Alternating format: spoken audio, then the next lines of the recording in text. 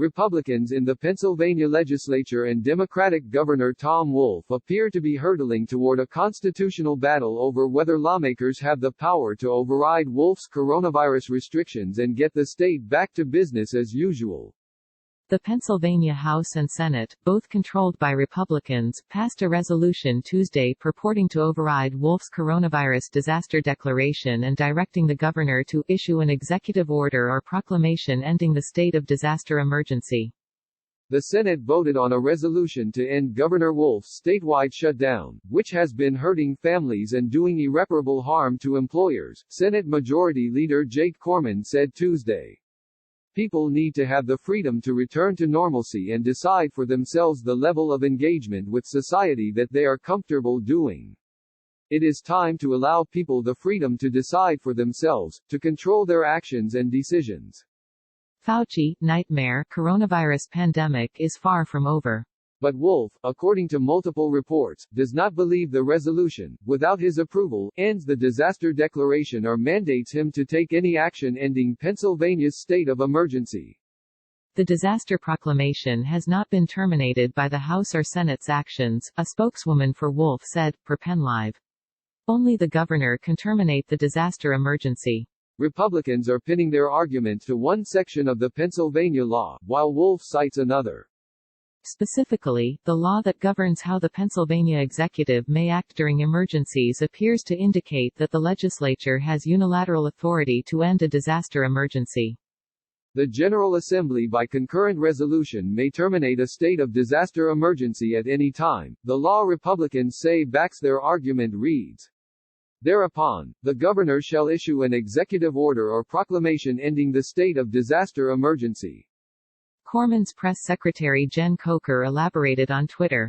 Pennsylvania Gov. Wolf on George Floyd protests, rallies absolutely called for, violence is not. Nothing in the statute requires the resolution to go to the governor for signature, veto, she said. A concurrent resolution ending a disaster declaration is not an exercise of the legislature's lawmaking authority that the Gov can sign, veto. He has no discretion in this matter.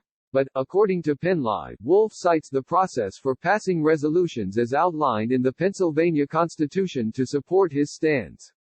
Every order, resolution or vote, shall be presented to the governor and before it shall take effect be approved by him, or being disapproved, shall be repassed by 2/3 of both houses according to the rules and limitations prescribed in case of a bill, the Constitution reads.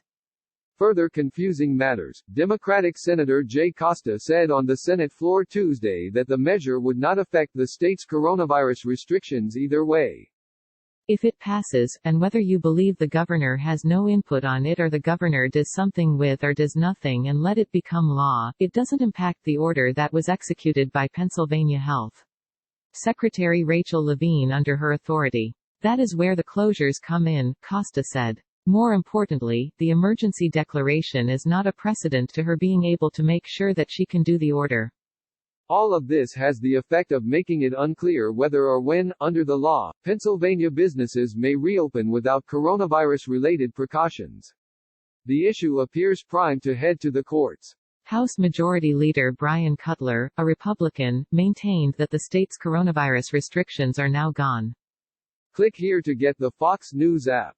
Since early March, Pennsylvanians across the Commonwealth have dealt with the heavy hand of government as a result of this declaration, he said. Under the Pennsylvania Constitution, the General Assembly has the authority to terminate a state of disaster emergency at any time.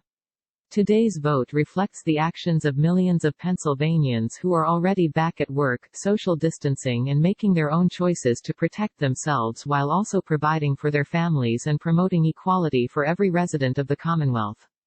Meanwhile, Democrats in the Pennsylvania legislature railed against Republicans, saying that the action to terminate the emergency declaration could have the effect of foreclosing federal assistance to citizens of the Commonwealth.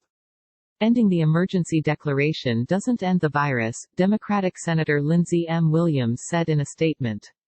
It doesn't put people back to work. It doesn't open more businesses. It doesn't provide Pennsylvania with more PPE or other needed supplies. In fact, it makes it harder for us to obtain those from the federal government and to coordinate with other states. Wolf in a letter to the legislature issued a similar warning about the consequences of ending the disaster declaration as they relate to federal funds.